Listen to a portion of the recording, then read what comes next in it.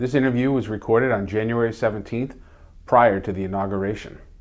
If anything major changed after the new administration is in place, we will update that in our weekly Refined Products review.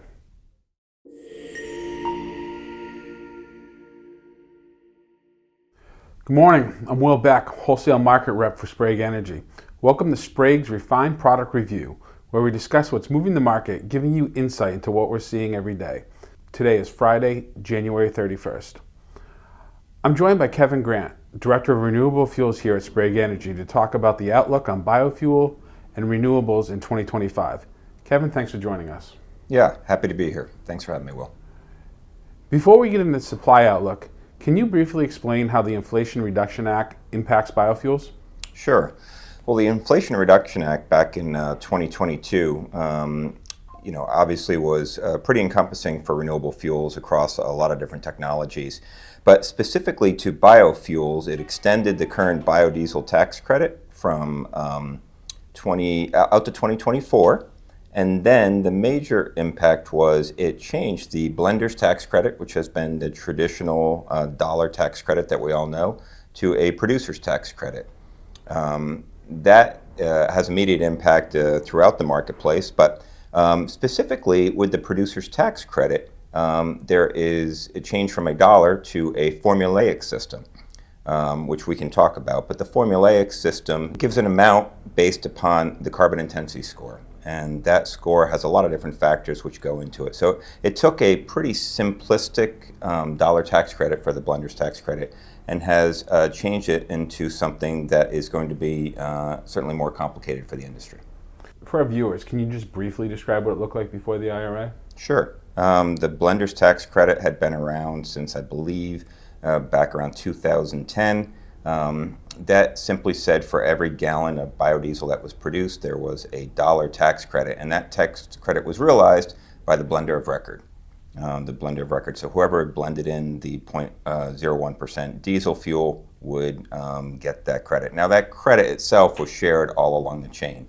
And as we know, this credit has been pretty volatile. It's expired over a number of different periods, and it's been re-implemented and sometimes retroactively. So the tax credit itself, though, has been key in order for the market to continue to grow and really to expand here into the Northeast. How is this impacting supply of the new IRA, and what guidance has been given so far? The IRA had very specific regulations, and these regulations have the industry's been waiting for them to be promulgated over the past several years. The regulations which tell you how much tax credit you're actually getting based upon that carbon intensity score, which I mentioned previously. These regulations, in reality, should have been out a long period of time, but they just came out last week. Now, the issue here is that under something called the Administration Protection Act, any regulations which come out within 30 days of the inauguration period are subject to review.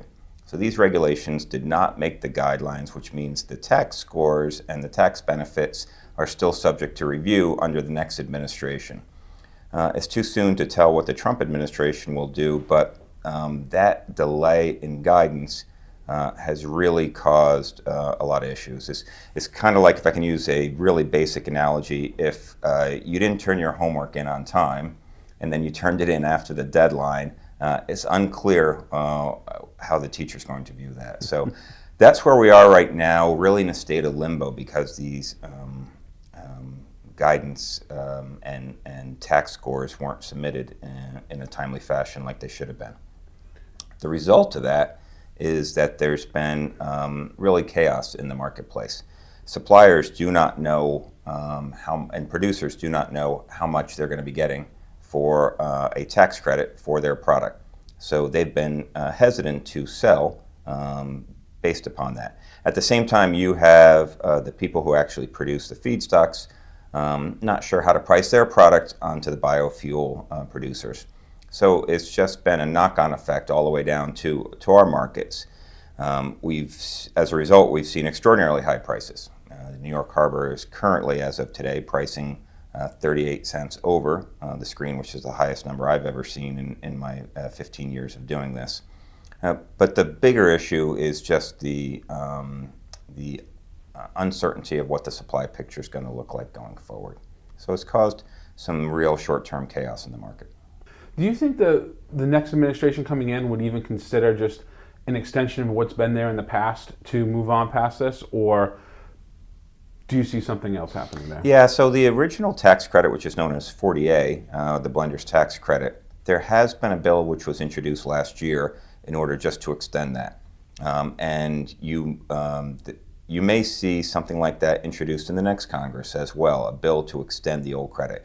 The issue for that is the law ended the blender's tax credit and it became a producer's credit at the beginning of the year, even if guidance is not where it should be right now. So for that to take place, you would have to get a blender's tax credit attached to some type of tax bill, and it's really unclear when this administration will pick up the question of tax bills in general.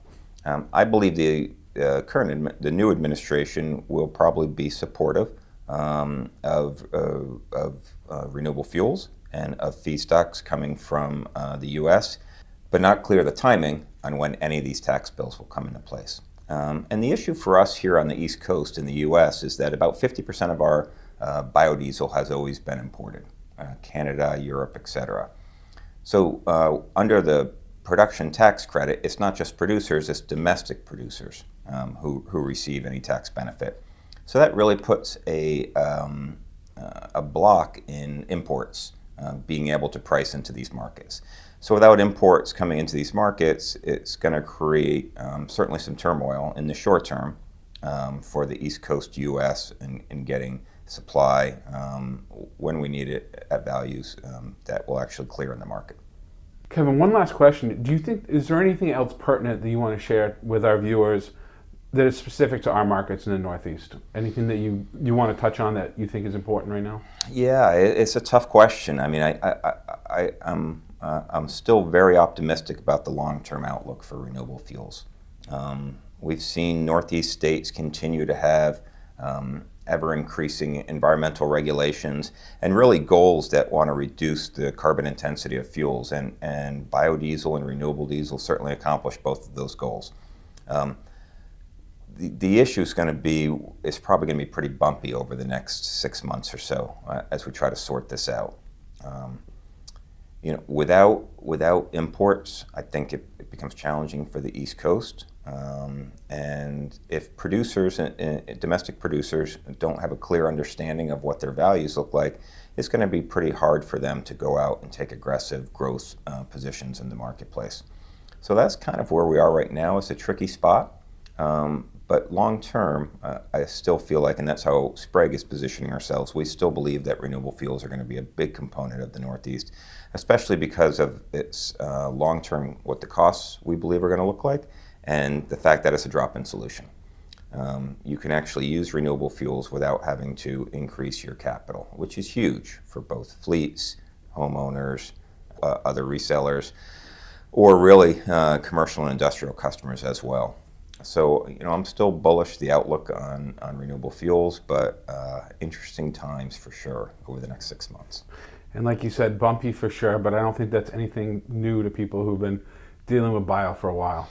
No, unfortunately it isn't.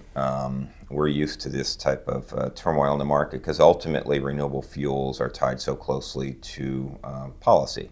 And as we've seen, environmental regulations and policies have been pretty fluid over the last 10 years or so. So we anticipate that to continue, and we expect it in the marketplace, but we really need some policy certainty to come in here. This policy uncertainty that we've seen at the tail end of this administration has been problematic for our industry for sure. Well, Kevin, thank you so much for joining us today. Thanks for sitting down with me. And thank you for joining us. We'll be back Wednesday, February 5th, and another Refined Products Review. Refine your insight, fuel your success.